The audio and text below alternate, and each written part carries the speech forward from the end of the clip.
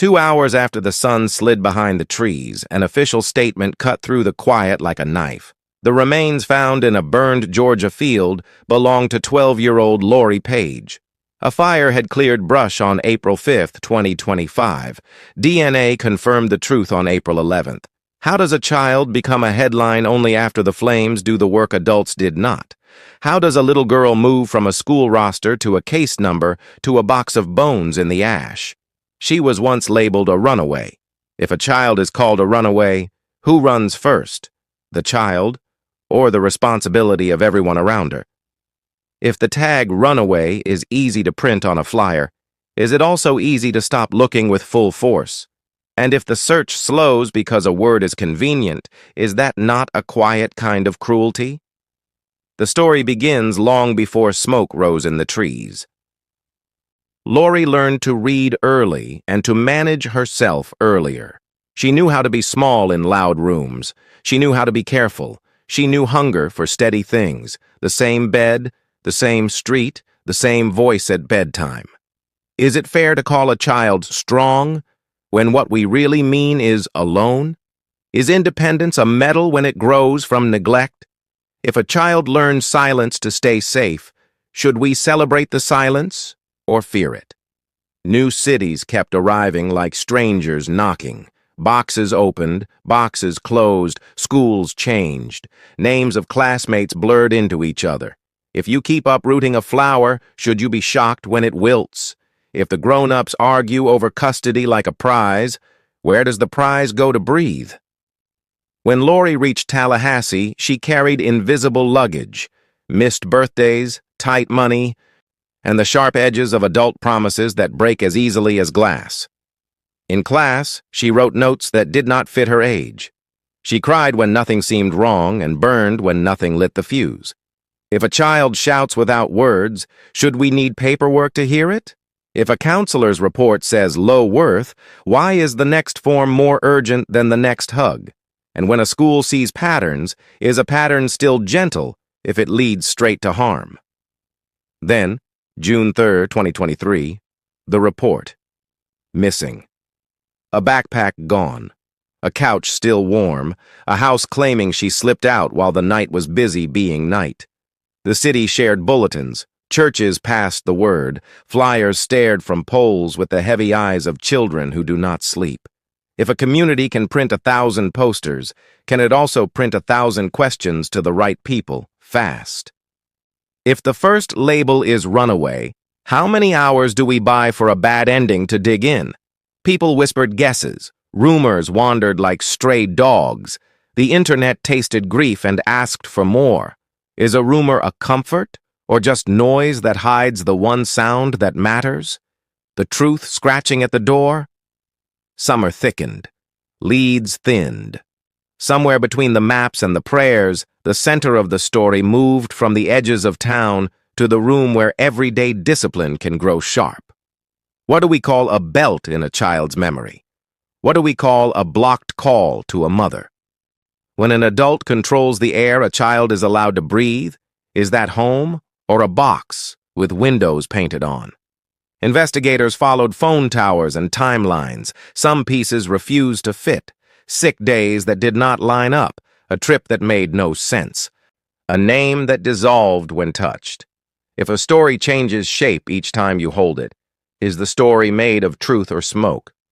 A grandmother tried to steer a talk back to a bedroom to decorate, a birthday to plan, a future to imagine.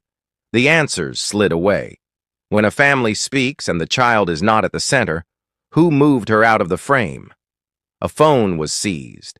Inside that small glass world, searches grew like weeds in hard soil, bodies of water, deep woods. How police look for missing kids. If a screen remembers what a mouth will not say, which one should a court trust? If a device tells us the road to the field, why did we give the road so much time to win? A car was searched. In the fibers underfoot, the lab found what prayers begged not to find. The carpet did not lie.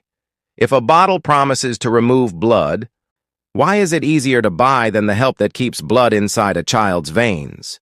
If floor mats vanish, does decency vanish with them? Cards and receipts spoke in numbers. Some numbers pointed to the darkest kind of secret, the kind people cloak with long words and short denials. If the fear of exposure is a storm, does it strike only once, or for years in small lightning? And when medicine is sought but the full exam is refused, what truth hides under that refusal? South Georgia waited. In early searches, the brush was too thick, the ground too stubborn. Then fire did what hands could not. The burn peeled back the green and the brown and the lies. The field offered up what it had been made to keep. If nature is the witness that never sleeps, why do we keep asking it to solve human failures? And when fire clears the view, why does it also have to clear our excuses? An arrest followed. A judge said, "No bond." The story seemed ready to take its seat in a courtroom where evidence is sorted and weighed and spoken out loud. Is a courtroom a promise or only a room with rules? Is a charge a step toward justice or just a name tag for grief? Then, before the first witness could lift a hand, a body fell in a cell and a heart stopped. A clot, the report said. Natural causes, the report said. If a case takes 2 years to climb a mountain, is it mercy or mockery when the road ends in a sudden fog? If there is no trial, can there be a verdict in any language that heals? The file closed in a quiet office. Papers sighed into drawers. Outside, people lit candles and blew bubbles into the night. A simple act, soft and bright. If closure is a word we like to use, what exactly closed? If justice is a door, who holds the key when the accused cannot stand to hear the evidence and the child cannot stand to speak? A city promised to remember. A pastor said the manner of her findings should stain memory forever. A teacher remembered how a small girl made an adult feel important just by leaning close. If a child becomes the comforter of grown-ups, who comforts the child? If a vigil must be organized by people with no blood ties, where were the ties when they were needed most? The questions keep walking because the answers refuse to. Why was runaway quicker than endangered? Why were devices wiped if there was nothing to hide? Why do we trust the calm face of an adult more than the shaking hands of a child? Why do rumors sprint while resources stroll? Why is a bottle to erase blood cheaper than a warm bed in a safe place? Why does a field have to burn before we finally look where the map has been pointing? Why do we accept natural causes as the period at the end of a violent sentence that never reached the judge? And the heaviest question sits at the end like a stone. If the one accused never faces a court, can any community dare to call what follows justice? Lori Paige was a child the system never truly saw. She was small and bright, the kind of girl who laughed quietly and built tiny worlds on Roblox when the real one felt too heavy. Her smile was soft, her eyes careful, eyes that seemed older than 12, as if she had learned too soon how to read a room before it turned loud. She was called independent. But what does independence mean for a child who has no choice? She packed her own lunches. She learned not to cry when her mother slept through the day. She waited beside empty plates and screens glowing in the dark. If a child raises herself, is that strength or neglect with a prettier name? Lori's world kept moving even when she didn't want it to. New houses, new cities, new schools. In Nashville, she unpacked her few clothes again and again, learning that home could vanish faster than a friend's phone number. Each move promised a fresh start, but how fresh can a start be when the same pain travels in every suitcase? Child Protective Services came once. They saw enough to remove her from her mother's home, but not enough to keep her safe for long. Papers were signed, promises made, and then the cycle reset. How many reports must it take before a pattern stops being a coincidence? If the system saves a child only to return her to the same storm, does it count as rescue or recycling? She was quiet at school, polite to adults, invisible when it helped. But invisibility doesn't protect forever. The teachers saw a girl who behaved, not the cracks under the calm. She was loved by some, ignored by most, forgotten by those meant to protect her. She wasn't a perfect victim, because the adults around her weren't perfect parents. A 17-year-old mother who called motherhood a mistake. A father who promised stability, but built walls instead of safety. Each adult loved her in theory, but who loved her enough to stay awake? When the time came to move again, to leave behind the friends who knew her laugh and the hallways where she still felt human, Lori didn't have a choice. She was sent to Tallahassee, told it would be better there. But better for whom? A child doesn't just lose a city. She loses the version of herself that still believes things can change. So she went, quiet and obedient, carrying the silence that had always followed her. The world called it a new beginning. But beginnings don't mean much when the warning lights are already flashing red. Tallahassee was supposed to be a new start, but new starts mean nothing when the pain follows you through every door. At Griffin Middle School, Lori looked like any quiet student trying to blend into the back row. She wore clean clothes, answered softly when called on, and kept her head low, as if noise itself might notice her. Teachers saw politeness. What they didn't see was a child folding herself smaller each day, hoping to take up less space in a world that had already made her feel unwanted. At first, she was simply shy. Then came the tears, sudden, unexplained. One morning, she began crying in class, no reason she could name. The teacher froze, confused. Was it bullying, hormones, or just a bad day? No one thought it could be years of loneliness spilling over at random. A few weeks later, the crying turned to bursts of anger. Pencils thrown, books slammed, hands shaking. One moment she was silent, the next she was a storm. It wasn't rebellion, it was release. Once she slipped a note to her teacher. Simple words, strangely adult. Do you like me? The kind of question that hides a wound. Why would a 12-year-old need that kind of approval from someone paid to care? How desperate must she have been for proof that she mattered? The school counselor was called in. Her name was written neatly on a yellow form. Student experiencing mood swings and distress. The counselor asked about home, friends, feelings, worth. The results came back like a whisper the system should have shouted. Low self-esteem, depression, self-blame.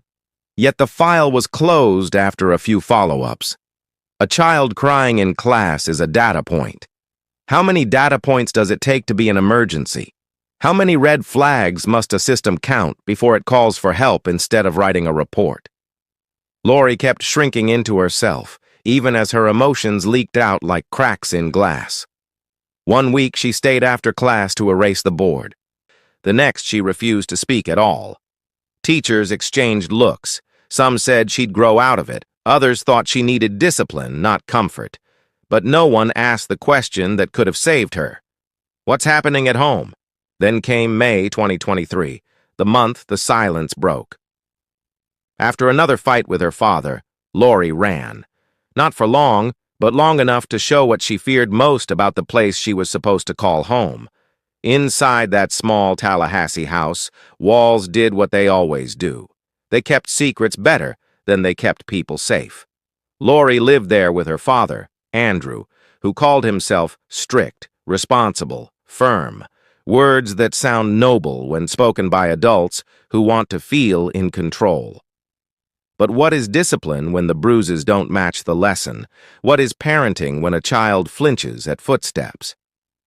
Neighbors said they heard yelling sometimes, short bursts, doors slamming, a man's voice cutting through the night like an order, not a conversation. He called it teaching respect. But if fear is the only thing keeping a child quiet, what kind of respect is that? If love has to hurt to be believed, is it still love? Or just a convenient lie adults tell themselves to sleep better? Lori tried to stay invisible. She moved carefully, spoke softly, made herself small enough to survive the next outburst. She wasn't allowed to own a phone. Messages to her mother were blocked or filtered through a school computer. Imagine being 12 and needing permission to say help. Imagine wanting to call your mom and finding silence instead of a dial tone. When a parent cuts off a child's voice, Do they really protect them? Or silence the only witness who could ever tell the truth? Andrew said he didn't like outside influence. He said he wanted his daughter focused on school, on good manners, on obedience. But maybe obedience is the wrong word.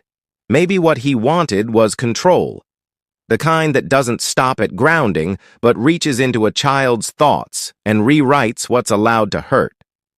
When the world calls it discipline, is that just a polite word for violence we don't want to name? At school, the counselor noted home issues. But what do notes do when parents sign the forms and smile?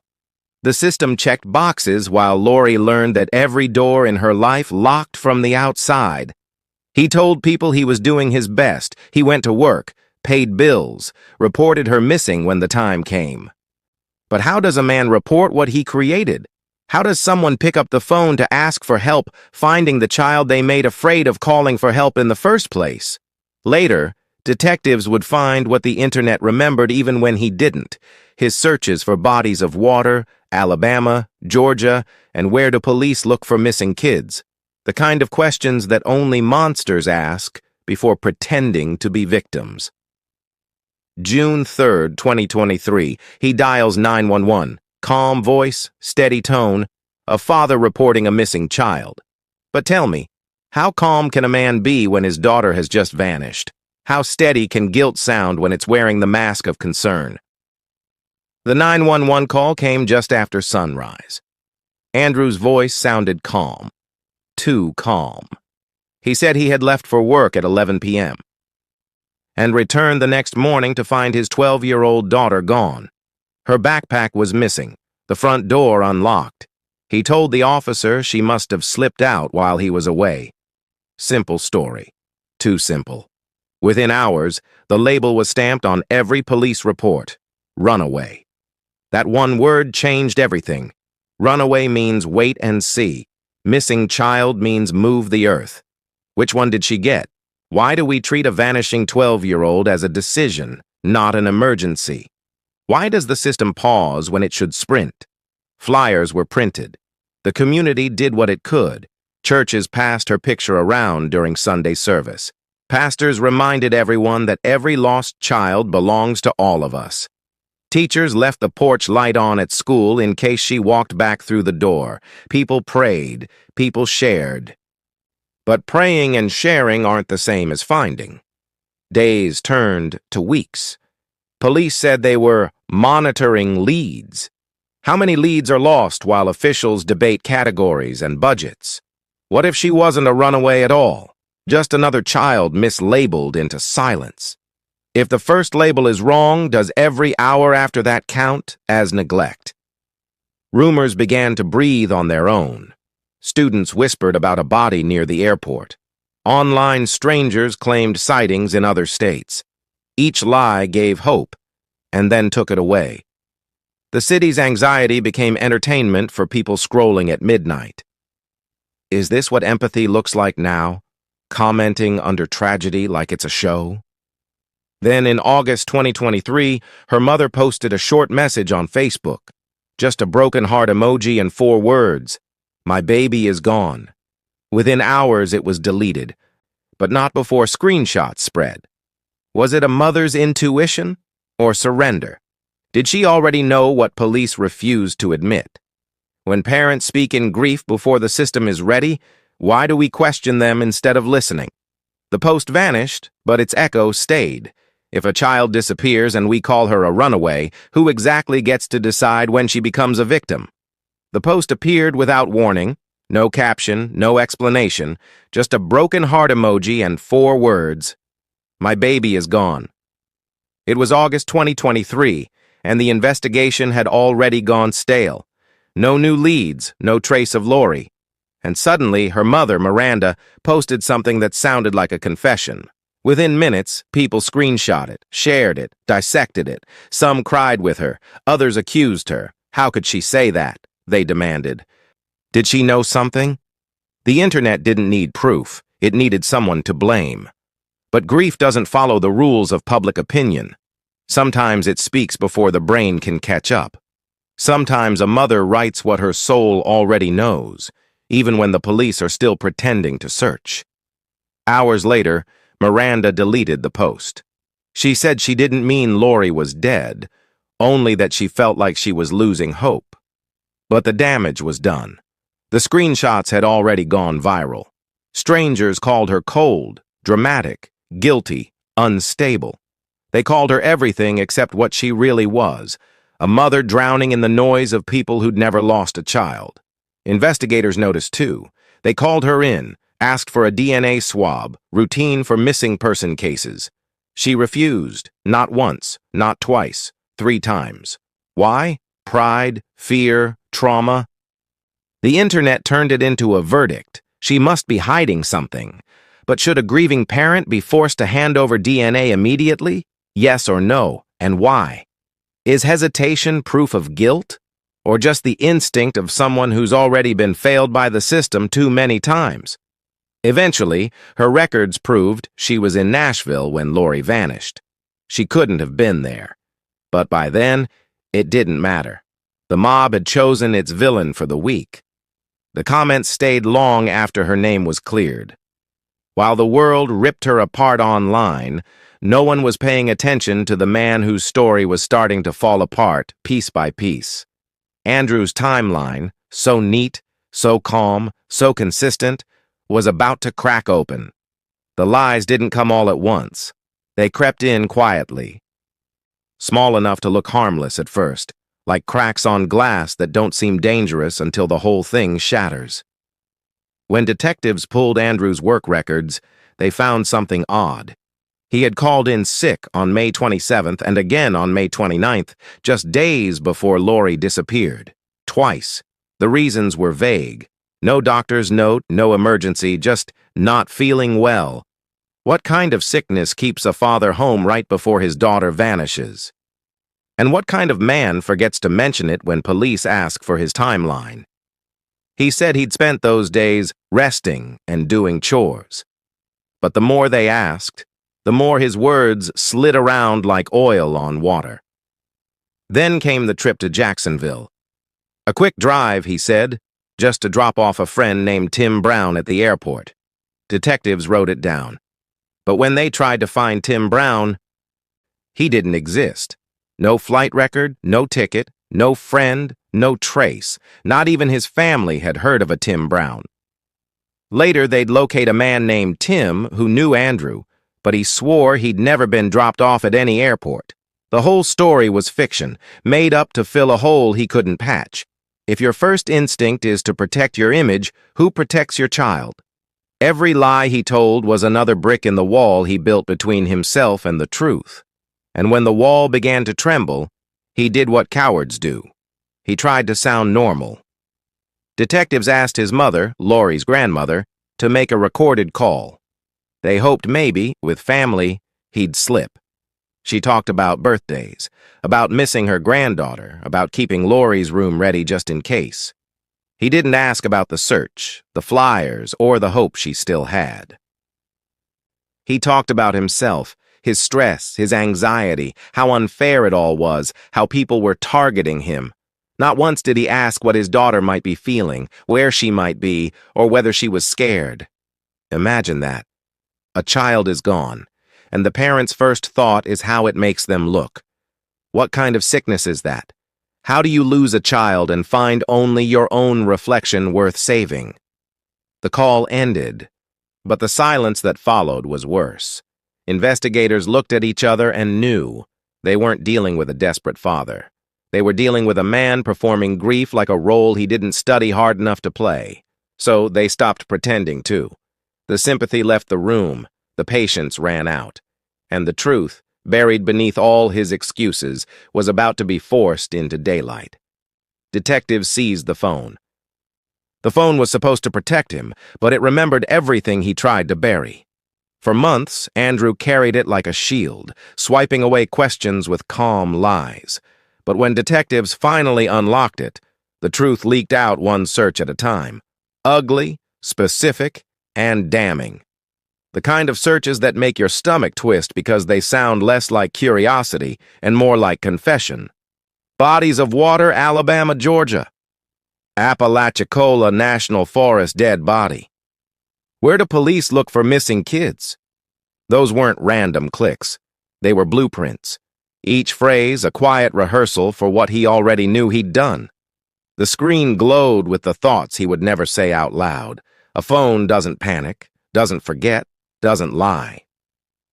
It simply keeps receipts for the monsters who think they can delete sin with a swipe. He had tried to erase it all. Factory resets, deleted accounts, wiped histories. But even ghosts leave footprints. Forensics recovered fragments, half-burned data hiding behind fake resets. You can wash a car.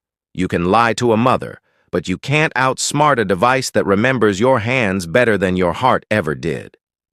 Imagine the silence in that evidence room. Investigators scrolling through the digital trail of a father who claimed to be broken while searching for places to hide what broke him. Every tap, every word, every timestamp, a breadcrumb back to guilt. Should murder search histories be automatic probable cause? Should a search bar count as a confession when the world keeps saying it's not enough? How much proof does it take before compassion dies and justice wakes up? The phone, patient and loyal, had told them enough to rip away the mask, and just when it seemed his lies had reached their limit, the detectives turned their attention to something even more honest than a search history. Then they opened the car. The Dodge Charger sat in his driveway like any other car. Clean, quiet, ordinary. But ordinary things can hold unspeakable truths. When detectives finally searched it, they didn't find a vehicle. They found a timeline. In the back seat, tucked neatly beneath a loose mat, lay a small pistol and a half-used bottle of cleaning spray. The label boasted its power proudly. Removes blood, oil, and stains. Imagine that. You can walk into a store and buy a bottle that erases evidence of violence easier than you can get a counselor to check on a troubled child. Why is it easier to buy the spray that erases blood than the help that saves a child? But even the best cleaner has limits. The factory-issued floor mats were gone, stripped out as if guilt could be peeled away with rubber. Beneath them, technicians lifted carpet samples and sent them to the Florida Department of Law Enforcement. Days later, the results came back. Lori's blood, embedded deep in the fibers, quiet but undeniable. The car remembered too. The smell of bleach and lies still lingered inside that Charger. Every missing mat, every wiped surface screamed one thing: panic. He didn't just clean, he scrubbed away his own reflection, because somewhere between the act and the cover-up, he must have realized that the truth has a scent that never fully leaves. It was no longer about theories or suspicions. The proof was literal, red, and irreversible. A father's car had become a coffin on wheels, a monument to deceit. And yet, just when investigators thought they had seen the worst, a new piece of evidence surfaced. One small purchase that turned the case from cruelty to something far darker. A purchase that would change the motive forever. The darkest truths rarely arrive in headlines. They slip in quietly through receipts and medical charts, through the pieces of evidence people wish didn't make sense until they do. When detectives traced Andrew's purchases from the days before Lori disappeared, one item glared back from the list: a single box of Plan B. No groceries, no school supplies. Just a pill meant to erase consequences. He didn't buy time, he bought silence. Then came the hospital record. Around the same week Lori vanished, Andrew sought treatment for an infection, an illness doctors recognized instantly. They wanted to perform a full examination, to test, to document. But he refused, signed the form, walked out. Why?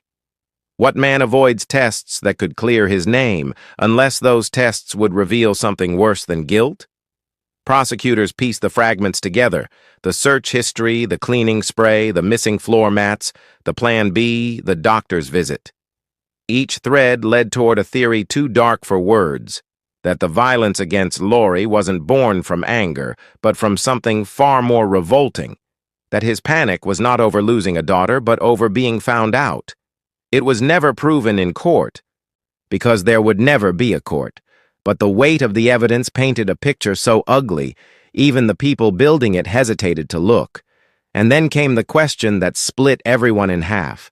If there's no trial, should prosecutors speak this theory publicly? Free speech or prejudice? Is silence protecting the innocent or protecting the reputation of the guilty? How do we talk about monsters when the law says we must whisper? By spring 2024, investigators knew what they were searching for was no longer a living child. The digital trail, the purchases, the lies, they all pointed in one direction: south.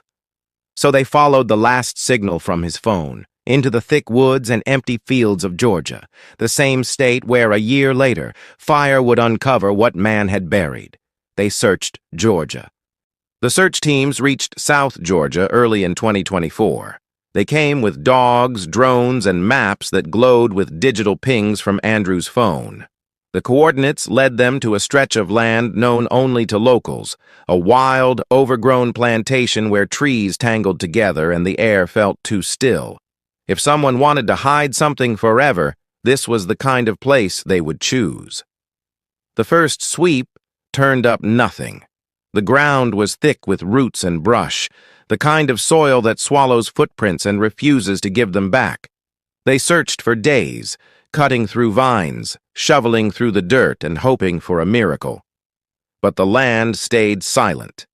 Every inch of it looked the same: green, stubborn, endless. Eventually, they had to stop. The case grew cold. For almost a year, that same patch of earth kept its secret. No police, no dogs, no cameras could break its silence. But then, nature decided to do what people couldn't. On April 5, 2025, land managers set a prescribed burn, a controlled fire meant to clear brush and restore balance. Flames tore through the plantation, devouring weeds and waste, stripping the land bare. And when the fire died down, the ground finally spoke. Amid the blackened soil and tangled roots, someone noticed a shape that didn't belong: fragments of bone, pale against the ash. Investigators rushed back. Forensic teams worked carefully, sifting through dirt that had once hidden horror. They collected what the fire revealed, what remained of a 12-year-old girl who had been lost for nearly 2 years. 6 days later, on April 11, 2025, the DNA results came back. The bones belonged to Lori Paige. The search that stretched across 2 states, hundreds of interviews, and 22 months had ended not with discovery, but with confirmation of failure. Nature had done in 1 day what people couldn't in a year. Imagine how that must feel, to know that the only reason a child was found was because the world burned. To realize that every prayer, every manhunt, every promise had meant less than a spark and a gust of wind. The fire cleared the land, and justice came crawling out of the ashes. The next step was inevitable. The proof, the phone, the blood, the burn, it was all enough. An arrest followed. And when Andrew stood before the judge, begging for mercy, the judge didn't blink. On April 11, 2025, the community finally heard the words they'd been waiting for: arrest made. Detectives moved in before sunrise. No chase, no struggle, just quiet wrists in silver. A man who had pretended to mourn, now pretending to be shocked. Cameras caught him walking into the station with that same calm face he wore during interviews, the face that said, "I'm the victim here." But for once, no one believed it. The police chief spoke to reporters with a heavy voice, calling it a step toward justice. People applauded. They lit candles. They said, "Finally." But justice doesn't walk in chains. It limps, because while the headline sounded like closure, what followed was a circus. The court denied bond. That should have been the end of the sympathy, right? Yet within days, the internet began its favorite game: revisionism. His brother launched a GoFundMe, claiming Andrew was innocent, the system corrupt, the evidence twisted. In a world where murder goes viral, why do killers always get fan clubs? Money poured in from strangers who never met Lori, who didn't know the smell of bleach in that Dodge Charger, who never read the words Apalachicola National Forest dead body on a search screen. They just wanted to believe another conspiracy, another framed father story. Because in this digital age, guilt is negotiable, but clicks are not. Then the fundraiser vanished, deleted by the platform for violating its policy against raising money for violent offenders. And that sparked another war. Should platforms ban defense fundraisers in violent cases? Is that justice or censorship dressed as morality? Does a monster deserve a microphone when the child he buried never got a voice at all? Meanwhile, the family fractured down the middle, half still clung to denial, blaming the police, blaming the mother, blaming everyone but the man whose lies built the coffin. The other half stayed silent, afraid to admit that the monster shared their last name. The state had everything. Lori's blood in the carpet, the searches, the Plan B receipt, the field, the bones. The case was ready. The judge was ready. The community was ready.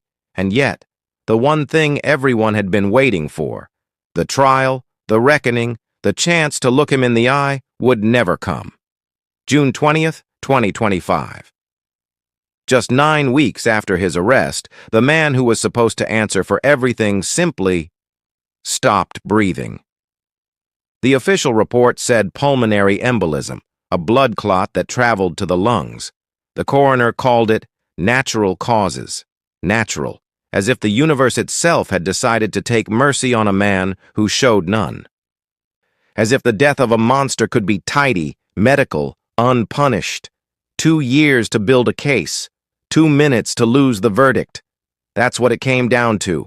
Every search, every test, every mile of forest combed, every mother's tear, all erased by one clogged artery. And the system so quick to stamp runaway on a missing child was just as quick to stamp natural on the death of her killer. Isn't that convenient? They said there was no foul play. But how do we define foul play in a story where the foul began years before the murder? Is dying before a trial mercy, or another loophole for cowards who can't face the people they broke? The jail went quiet that morning. No riots, no statements, just a whisper among officers. He's gone. And with him went the only chance this case had for a courtroom confession, a cross-examination, a final, undeniable truth. For 22 months, the world had waited for accountability. And just like that, the story was over. Without a verdict, without closure, without justice. No trial, no answers, no reckoning. So what do we call justice now? When the heart stopped beating inside that jail cell, the law stopped with it. A single death closed everything. The case, the trial, the questions that could have reshaped an entire community. In legal terms, it was over. No conviction, no sentencing, no record of guilt. Because in the language of the courtroom, a dead man can't be tried. His file moved from active to closed, stamped not with justice served, but with proceedings terminated. Just like that, 2 years of evidence became history, not justice. The prosecutors sat with boxes full of proof they could no longer use. Photos, reports, blood analysis, timelines, cell data. All of it enough to crush him in court, but now worth nothing. The community that had begged for a verdict was left empty-handed, robbed of the one thing they were promised, a chance to look him in the eye and make him answer. How do you tell a grieving mother that the system doesn't punish the dead? How do you explain that truth without punishment still feels like a lie? The law says innocent until proven guilty. But what about known until conveniently dead? Is moral certainty enough without a jury? Yes or no? Because whichever you pick, someone will call you heartless. The people of Tallahassee gathered again, but not in a courtroom. There were no judges, no lawyers, no witness stands, just candles, flickering weakly in the same city that once called her a runaway, because when a file closes without a verdict, people cling to light instead of law. The city chose candles over gavels. The night of the vigil in Tallahassee felt heavier than rain.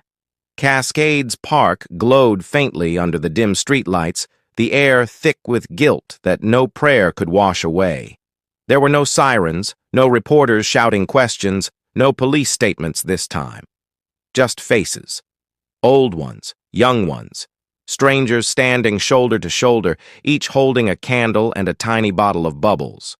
The flames trembled in the wind, the bubbles floated upward, bursting before they could rise far. It looked peaceful from a distance, but up close it felt like the world was apologizing too late. Michael Jackson's Human Nature played softly from a borrowed speaker, and people whispered her name like a secret they were ashamed to have forgotten, Lori. Teachers from Griffin Middle School stood near the front, gripping their candles so tightly that wax slid down their fingers. One of them whispered, "She was supposed to come back," but no one answered. Maybe because everyone there knew that if even one adult had acted faster, Lori might have had another tomorrow. Pastors spoke of healing and forgiveness, but forgiveness sounded like a luxury that night. One of them said, "Closure isn't justice," and the crowd murmured as if the truth had finally been allowed to speak out loud. Because what does closure mean when the man who killed a child dies before a verdict? What does justice look like when the only sentence is written on a death certificate that says natural causes? Parents brought their own children, told them to be careful, to never talk to strangers, to trust teachers and police. But how do you teach a child to be safe when the danger came from home? How do you teach trust when the person she trusted most turned into the reason she'll never grow old enough to understand betrayal? The bubbles drifted higher, fragile and shimmering under the moonlight, each one breaking too soon, like the promises made to her. And as they disappeared, one phrase hung in the air, heavy enough to silence everyone. We label kids runaways until they can't run anymore. The crowd bowed their heads, not in unity but in quiet shame, because everyone there had looked away at least once. Teachers who saw red flags but feared crossing a line.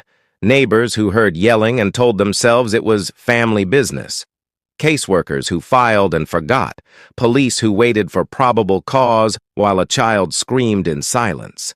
Every candle flickering that night was a confession disguised as mourning. And yet, even in the stillness, the questions burned louder than the flames. Why wasn't her first disappearance treated like an emergency?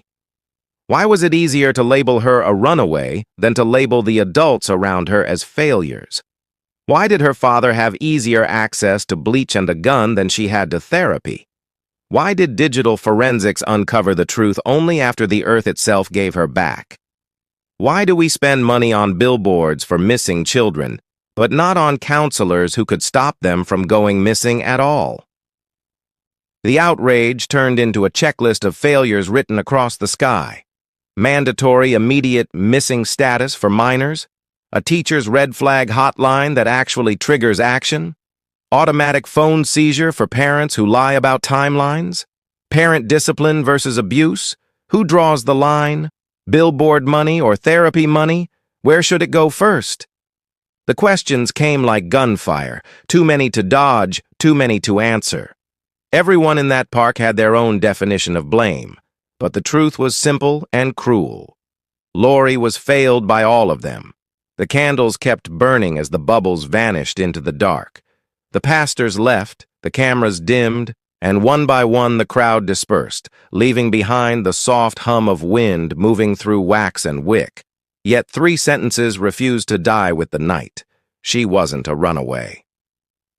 She was running from adults who ran from responsibility. Justice delayed is a story unfinished. A prescribed burn cleared the brush. Who clears our blind spots? For a moment there was nothing but silence, the kind that presses on your chest and forces you to sit with the truth. Because this wasn't just Lori's story. It was the blueprint of a pattern. Another city would have another child, another missing poster, another concerned parent with something to hide. The same system. The same excuses, the same silence. So if you were judge and jury, what would the sentence be? Would you punish one man or the society that helped him disappear her twice? Once from the world and once from accountability? Now imagine scrolling past her story tonight. No comment, no thought, no change, just another algorithm pushing you to the next tragedy. If silence helped kill her once, what does silence do now? If you've stayed this long, you've already made your choice about whose life matters. Because some people need to face a judge to be guilty, but others only need to be found too late. The next story begins somewhere else, another town where the same word, runaway, will appear on another missing poster until nature itself exposes the truth again.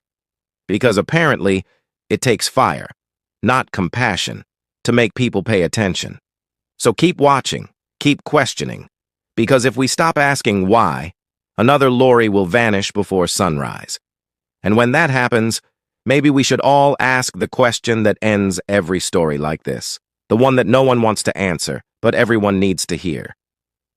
If a father kills his child, a system forgets her, and the earth itself has to burn to bring her home, then tell me who really committed the crime.